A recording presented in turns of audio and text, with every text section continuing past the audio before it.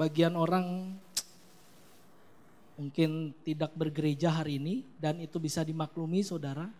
Karena ada satu gereja yang sekali ibadah itu ribuan, jadi mungkin virusnya itu gampang menyebar gitu. Kita bersyukur baru ratusan, virusnya tidak bisa menyebar. Oh ya, oke. Saudara sudah mendapat handout, boleh diangkat yang sudah mendapat, yang belum boleh angkat tangannya, yang kosong biar Asyar bisa memberikan. Juga ada ballpoint untuk mencatatnya yang dipinjamkan saudara. Ya. Puji Tuhan, kita buka firman Tuhan hari ini dari Keluaran pasal 4. Keluaran pasalnya yang keempat saudara.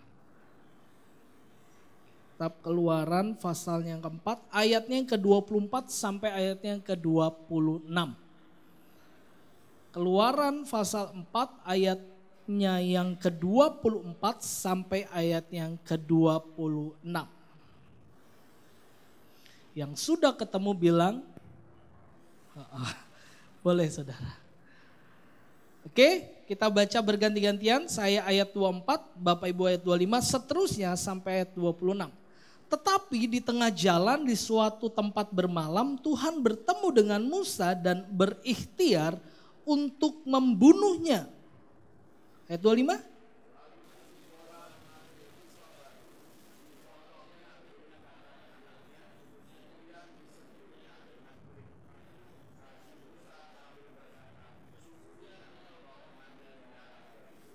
Lalu Tuhan membiarkan Musa, pengantin darah, kata Zipora waktu itu, karena mengingat sunat itu.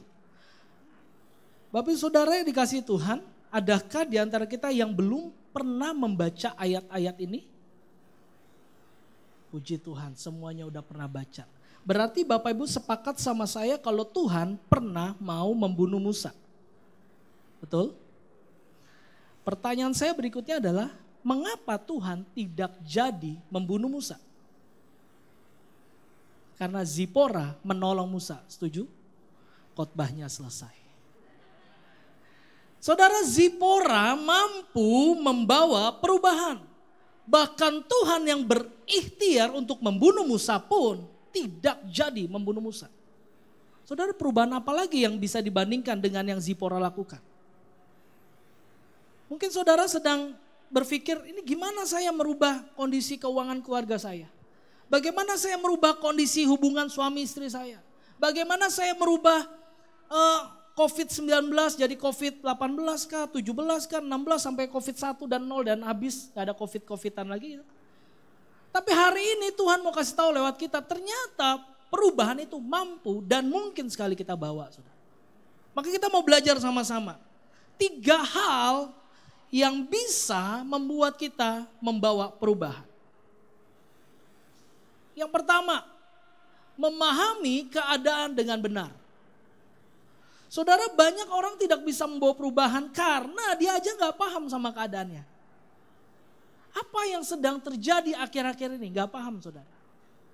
Saya dengar kabar duka kemarin, Tom Hanks meninggal dunia. Itu teman baik saya saudara. Meninggal dunia, ternyata itu hoax. Saya gak jadi berduka saudara. Pertanyaan saya berikutnya adalah, kalau begitu semua yang kita dengar selama ini itu yang benar yang mana saudara? Bagaimana kita bisa menyaring semua berita? Katanya udah berapa? 69 orang ya kena positif corona. Yang meninggal udah 19. Tadi saya baru dengar ada lagi mungkin meninggal karena corona. Kita nggak tahu yang mana yang betul. Makanya hari-hari ini yang paling penting untuk kita bisa bawa perubahan adalah kalau kita sadar dulu keadaan kita. Kita lihat saudara, apa yang dimaksud dengan bagian ini? Bagian ini muncul dalam konteks panggilan Tuhan agar Musa membebaskan bangsa Israel dari Mesir. Kalau saudara mundur sedikit dalam pembacaan Alkitab kita, Keluaran pasal 3 dan pasal 4, itu kisah tentang Tuhan panggil Musa untuk membebaskan orang Israel dari Mesir. Berarti konteks kita bisa mampu membawa perubahan adalah konteksnya kita sedang menjalankan perintah Tuhan. Jadi jangan pernah berharap saudara bisa membawa perubahan jika perubahan itu saudara yang mau, bukan Tuhan yang mau.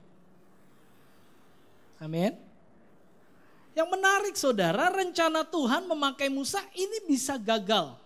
Bisa gagal, tanda petik saudara, jika Musa mati. Saudara bayangkan bagaimana Israel bisa bebas dari Mesir kalau Musa yang dipilih Tuhan mati. Ketika Tuhan memanggil Musa, jelas sekali Tuhan bilang, Musa kamu akan aku pakai untuk membebaskan bangsa Israel dari Mesir. Tapi bisa bayangkan kalau dalam Keluaran pasal 4 Musa mati, maka ceritanya lain. Iya Pak, tapi Tuhan kan bisa pakai orang lain. Betul saudara. Tapi bukan Musa kan. Maka firman Tuhan bisa gagal. Jadi sebenarnya dari sisi ini kita bisa menyadari saudara. Tuhan yang berfirman, Tuhan bertanggung jawab untuk menyelesaikan firman-Nya itu. Dan kita adalah agen-agen perubahan yang dipakai. Jadi kalau kita mau fair, kita bisa bilang gini saudara.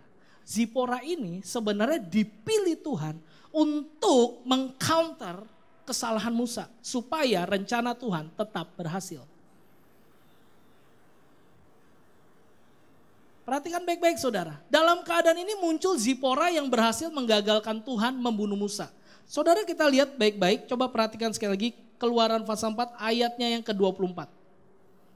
Kita baca sekali lagi saudara, Keluaran 4 ayatnya yang ke-24. Tetapi di tengah jalan di suatu tempat bermalam, perhatikan, Tuhan bertemu dengan Musa. Tuhan bertemu dengan Musa. Untuk apa saudara? Untuk membunuh Musa. Pertanyaan saya, Zipora ada di mana waktu itu? Alkitab nggak jelasin Zipora di mana. Tapi lihat ayat 25. Lalu Zipora mengambil pisau batu. Untuk apa Zipora lakukan ini saudara? Karena dia sadar ada sesuatu yang salah. Biasanya kalau Tuhan bertemu dengan Musa, Tuhan berkata gini, Musa tanggalkan kasutmu karena tempat di mana kamu berdiri itu kudus. Keluaran pasal 3 yang kita sudah baca. Tapi di sini tiba-tiba Tuhan langsung ketemu Musa dan hendak membunuh Musa. Zipora mengerti itu. Coba kembali ke slide saya. Kesadaran Zipora karena hubungan yang baik dengan Musa dan keluarganya. Kalau saudara gak punya hubungan yang baik dengan yang ingin saudara bantu berubah, saudara gak akan sadar ada sesuatu yang salah. Jangan berharap bisa merubah keadaan keluarga saudara kalau keluarga saudara dan saudara tidak punya hubungan yang baik. Jadi sederhana sebenarnya. Untuk merubah sesuatu harus pahami dulu. Makanya kenapa Cina bisa recovery cepat banget saudara, 3 bulan. Karena semua orang diisolasi langsung, semua nggak usah pakai perintah gitu ya. Kan mereka memang, ya negara komunis itu kan Tuhannya pemerintah saudara. Pemerintah udah bilang A, semua ikut. Itu Wuhan jadi kota seperti kota hantu, Cina jadi seperti kota hantu karena semuanya isolasi diri di rumah. Dan semuanya sepakat lakukan itu saudara. Dia ngerti keadaannya, makanya dia tidak bermain-main. Akhirnya recovery-nya cepat saudara, 3 bulan recovery. Nah, masuklah Indonesia, lalu kemana. Balik lagi ke teks kita. Kalau kita seperti Zipora yang mau sadar dengan keadaan sekitar kita, keadaan yang mau kita buat untuk berubah, maka kita harus bangun hubungan. Jangan cepat-cepat untuk mau ngerubah orang tanpa ada hubungan yang baik. Nanti salah paham. Wah dia bully saya, wah dia marahin saya, wah dia nentang saya, wah dia mengejek saya. Itu terjadi kalau kita tidak mulai membangun hubungan. Yang pertama, kita harus menguasai dulu, kita harus tahu dulu, kita harus sadar dulu. Apa yang mau kita ubah. Perubahan dimulai dari kesadaran. Yang kedua saudara kita lihat ayat 25 bagian A. Memahami firman Tuhan dengan benar. Kita naik saudara. Kalau yang pertama kita paham dulu, sadar. Ini ada apa nih, kok suami saya kok diem banget nih, tumben nih. Dia gak biasa diem. Yosi tahu persis apa yang terjadi sama saya. Kapan dia tahu? Ketika saya diem. Kamu mau makan apa? Kamu mau minum apa? Biasanya saya gak ditanya, saya ngomong. Berarti ada yang salah. Kalau udah begitu, biasanya dia lakukan dua hal. Yang pertama, dia diemin saya. Dan pasti terjadi perang Baratayuda. Atau yang kedua, dia mulai memperlakukan saya seperti anak kecil. Kamu mau makan apa? Gak ditampar Pak, masa ditampar? Kalau itu Bapak gak sadar berarti ada yang salah. Hubungannya kurang baik. Kan ini saya sama Yosi bukan Pak Teddy sama Bu Freli. Saya gak tahu kalau Bapak. Perhatikan. Sorry Bu, gak bermaksud membuka Bu. Biasanya Yosi pelan-pelan sama saya. Kamu kenapa sih? Pelan. Ya namanya laki-laki kan gak bisa digituin. Kamu peka Bu. Kamu doa deh, minta sama Roh Kudus kasih tahu kamu salah apa. Ada firman yang berkata, hai istri-istri tunduk sama suami. Panjang saya keluar tuh. Tapi dia sadar ada sesuatu yang salah. Dan dia berlaku dengan baik. Yang kedua, mulai masuk firman. Saya pakai firman, dia pakai firman. Bukankah suami harus mengasihi istrinya? Iya, emang kenapa? Apakah yang kau tunjukkan? Dia yang coaching saya padahal coaching. Dia coaching saya, ya udahlah. Udahlah intinya ceritanya kita nggak selesai saudara. Selesai ya. Udah damai kan kita kan? Sampai tadi aja saya mau pakai jaket jeans ya bang, nggak cocok. Buka gini aja, udah gini aja. Lihat saudara sampai baju aja saya mesti diperintah sama istri. Kurang-kurangilah Yos.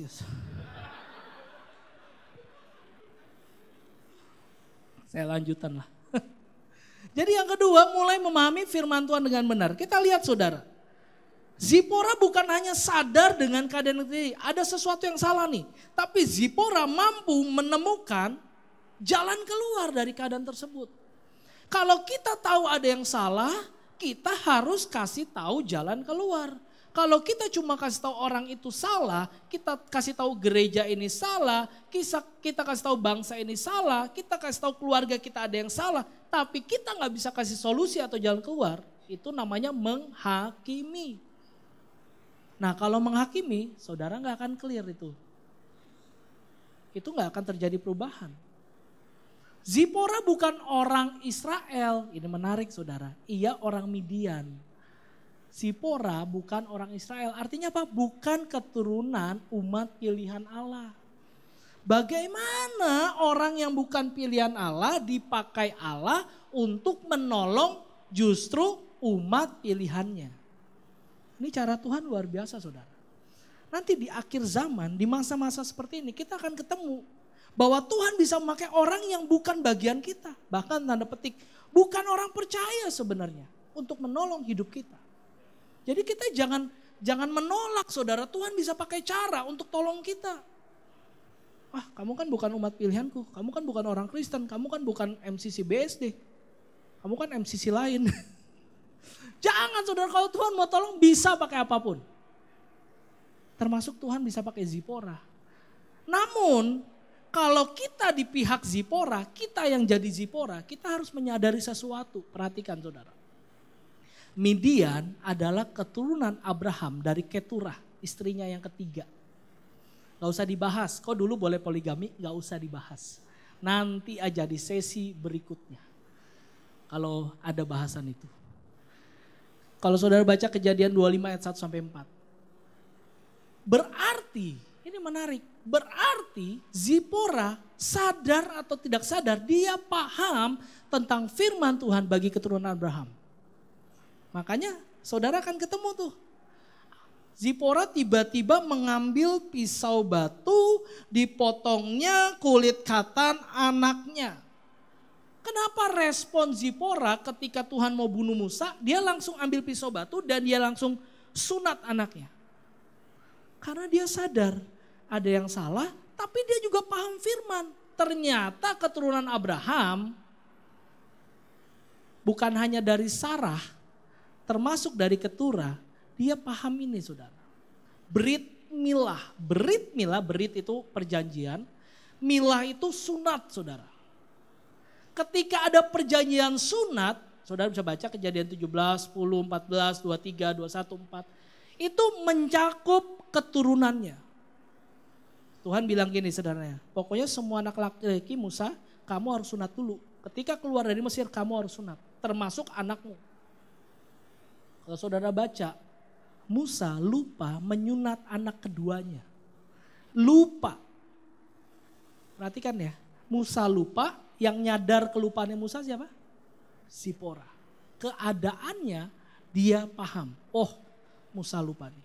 Tapi ketika mau dibunuh, dia sadar lagi. Kenapa Tuhan mau bunuh ya? Dia langsung berpikir saudara. Oh firman Tuhan ternyata mengharuskan orang harus disunat dulu. Maka tindakannya dihasilkan karena pemahamannya akan firman Tuhan. Jadi Zipora bukan ngasal. Zipora gak asal ambil pisau terus tiba-tiba sunat. Kalau salah mati juga, satu keluarga mati. Masih ingat ceritanya Uzzah yang tanda petik sok-sokan menolong tabut perjanjian akhirnya mati? Sampai sekarang kita masih komplain. Kok bisa sih Tuhan? Orang cuma dia membantu tabut perjanjian supaya gak jatuh tapi dia mati. Jadi saudara bisa baca ayat-ayat berikutnya. Memang gak bisa orang lain, harus dikhususkan Lewi.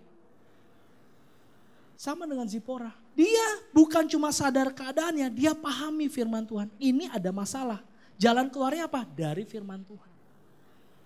Sederhana saudara. Kalau saudara punya masalah, saudara mau membawa perubahan, saudara harus bawa perubahan itu berdasarkan firman Tuhan. Karena kalau bukan berdasarkan firman Tuhan, pasti salah. Perubahan berjalan karena pemahaman yang benar akan firman Tuhan. Tapi kan saya nggak kayak Zipora Pak. Saya kan nggak secepat itu mikir langsung dikit firman Tuhan. Bapak mungkin udah biasa baca firman. Saya kan nggak terlalu Pak. Oke, dibalik prosesnya saudara. Kalau di Zipora dan mungkin beberapa orang yang sudah biasa dengan firman Tuhan, dia langsung respon dengan firman Tuhan. Sekarang kalau Bapak Ibu yang mungkin kurang mengerti firman Tuhan, dibalik. Keluar solusinya, saya harus apa nih? Oh, saya harus A, B, C. Oke, lihat A, B, C-nya cek di firman, sesuai atau enggak. Dibalik prosesnya. Semua harus ujungnya firman. Firman Tuhan yang bilang sendiri saudara. Segala sesuatu itu harus diuji sesuai firman. Apapun itu saudara. Pak termasuk menanggapi virus corona ini. Termasuk saudara. Bagaimana cuci tangan itu diajarin firman Tuhan. Bagaimana harus gosok gigi itu diajarin firman Tuhan. Bagaimana harus minum. Waktu Gideon menyaring tentaranya itu kan sedetail itu saudara. Barang siapa yang jongkok sampai menyentuh muka minumnya seperti anjing pulang. Saudara firman Tuhan itu jawaban. Hanya pertanyaannya maukah kita jadikan firman Tuhan sebagai jawaban. Itu yang kedua. Jadi yang kedua apa? Mampu memahami firman Tuhan dengan benar. Yang ketiga saudara. Memahami peran dengan benar. Kalau tadi sadar dulu keadaannya, memahami keadaan dengan benar. Yang kedua memahami firman Tuhan dengan benar. Yang ketiga memahami peran dengan benar. Ini penting. Kenapa? Karena banyak orang setelah membawa perubahan justru malah jadi kacau balau. Perubahan terjadi, yes.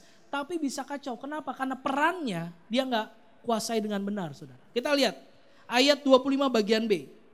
Kemudian disentuhnya dengan kulit itu kaki Musa sambil berkata, sesungguhnya engkau pengantin darah bagiku. 2 kali saudara dikatakan ayat 26. Lalu Tuhan membiarkan Musa pengantin darah kata Zipora waktu itu karena mengingat sunat itu. Saudara perhatikan baik-baik. Kenapa Zipora harus repot-repot nyentuh kulit yang habis dipotong itu ke kaki Musa?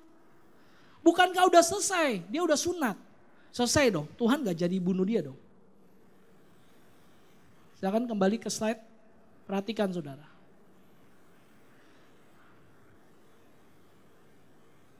Zipora, kenapa dia menyentuhkan kulit katan itu ke kaki Musa? Itu lambang bahwa Zipora tidak mengambil peran Musa sebagai kepala keluarga dan hamba Tuhan. Justru ia kembalikan peran itu kepada Musa. Saudara, menjadi agen perubahan, nggak perlu orang tahu kita yang agen perubahan. Saudara nggak perlu kelihatan. Oh, perubahannya Boas yang bawa. Oh, perubahannya si ini yang bawa. Nggak perlu. Biar Boas dan kita semua yang bawa perubahan itu tetap di belakang. Sesuai peran kita yang sebenarnya. Justru kita ditugaskan Tuhan untuk mengembalikan peran itu. Coba bayangkan saudara, ini kan prinsip banget buat istri-istri kan. Meskipun mungkin kepala keluarga di rumah tangga kita masing-masing nggak bisa ngambil peran dengan benar. Dan kita yang backup sebagai istri. Oh kok kita? Ibu-ibu yang backup. Saya kan bukan istri. Ibu-ibu yang backup. Tapi tetap dong kembalikan perannya. Dia imam. Dia kepala keluarga. Dia hamba Tuhannya. Ini menarik saudara. Zipora sampai harus sadar, memahami, tidak angkuh, tidak congkak, tidak pongah untuk berkata, wah untung ada gue. Kalau nggak lu mati Musa. Kalau nggak bangsa Israel nggak keluar dari Mesir Musa. Enggak, dia balikin itu. Ini menarik saudara. Tahukah saudara arti nama dari Zipora adalah burung. Burung kan banyak di Alkitab ya. Burung apakah ini? Kita cek saudara. Burung untuk kesembuhan dari orang kusta. Boleh kita buka dulu Imamat 14. Imamat pasal yang ke-14. Boleh dibantu slide Imamat pasal 14 ayat 1 sampai 7. Jadi tidak ada yang kebetulan di dalam firman Tuhan. Imamat 14 ayat 1 sampai ayat yang ke-7. Saya bacakan saudara. Perhatikan, Tuhan berfirman kepada siapa? Tuhan berfirman kepada siapa? Ini menariknya Tuhan ya. Meskipun saudara dan saya tetap kembalikan peran itu kepada yang seharusnya. Lihat, siapa yang memegang peranan di dalam kesembuhan kusta ini? Perhatikan. Inilah yang harus menjadi hukum tentang orang yang sakit kusta pada hari pentahirannya. Ia harus dibawa kepada siapa? Imam, tugas imam. Dan imam harus pergi keluar perkemahan kalau menurut pemeriksaan imam penyakit kusta itu telah sembuh daripadanya. Ayat 4. Maka imam harus memerintahkan supaya bagi orang yang akan ditahirkan itu diambil berapa? 2 ekor burung yang hidup dan yang tidak haram, juga kayu aras, kain kirmizi dan hisop. Ayat 5. Imam harus memerintahkan supaya burung yang seekor disembelih di atas belanga tanah berisi air mengalir. Terus, tetapi burung yang masih hidup haruslah diambilnya bersama-sama dengan kayu aras, kain kirmizi dan hisop. Lalu bersama-sama dengan burung itu semuanya harus dicelupkannya ke dalam darah apa? Darah burung yang sudah disembelih di atas air mengalir itu. Ayat 7 perhatikan. Kemudian ia harus memercik 7 kali kepada orang yang akan ditahirkan dari kusta itu. Dan dengan demikian mentahirkan dia. Lalu burung yang hidup itu haruslah dilepaskannya ke padang. Semua kata burung yang baru kita baca, itu kata Ibraninya adalah Zipora. Kenapa Tuhan harus recall lagi memori Musa? Bahwa yang menyelamatkan kamu adalah Zipora. Yang menyembuhkan orang sakit kusta, yang dipakai oleh imam, yang dipakai oleh kamu, yang dipakai oleh Tuhan adalah Zipora. Saudara gak perlu cari nama. Ketika kita mau bawa perubahan, Tuhan yang ngingetin orang lain bahwa memang kita yang dipakai Tuhan untuk bawa perubahan. Tapi gak usah cari saudara. Boleh kembali ke slide saya? Karena perbuatan Zipora itulah Tuhan membiarkan Musa. Perubahan terjadi karena memahami peran dengan benar. Kalau rumah tangga saudara ada anggota saudara yang perannya mungkin udah gak sesuai dengan seharusnya, gak sesuai dengan firman Tuhan, saudara rubah. Tapi biarlah kembalikan peran itu kepada dia. Jangan ambil peran itu. Yang suami tetap jadi suami, yang istri tetap jadi istri, yang anak tetap jadi anak, yang orang tua tetap jadi orang. Kesimpulan saudara, apa itu? Yang pertama, bagaimana kita bisa membawa perubahan? Yang pertama, memahami keadaan dengan benar. Pahami apa yang salah dengan dunia ini akhir-akhir ini. Apa yang salah mungkin dari gereja kita. Apa yang salah dari home kita. Apa yang salah dengan diri kita sendiri. Pahami. Setelah kita tahu di sini salahnya, ini salahnya, ini salahnya. Cari jalan keluarnya. Bagaimana kita cari jalan keluar? Pahami firman Tuhan dengan benar. Semuanya harus dicek dengan firman Tuhan. Dan yang ketiga saudara, setelah semuanya berubah, semuanya berhasil. Ingat, pahami peran kita dengan benar. Jangan cari puji-pujian, jangan cari hormat, sanjungan dari orang, gak perlu. Biar Tuhan sendiri nanti yang mengingatkan itu. Gak usah bangun prasasti Bapak Ibu Saudara. Di sini, Boas. Wah gak usah saudara, gak penting itu. Makanya menarik ya saudara, ada yang tahu Musa dikuburkan di mana? Pemusik boleh maju, pemusik. Ada yang tahu Musa dikuburkan di mana? Gak ada yang tahu. Kenapa kuburan Musa gak ada saudara? Supaya bangsa Yahudi dan keturunannya tidak memberhalakan Musa. Sama dengan kita, gak perlulah. Udah setelah kita meninggal, udah selesai hidup kita, mau orang lupakan pun gak ada masalah saudara. Gak ada masalah. Tapi perubahan itu terjadi. Amin. Mari kita bangkit berdiri, kita berdoa.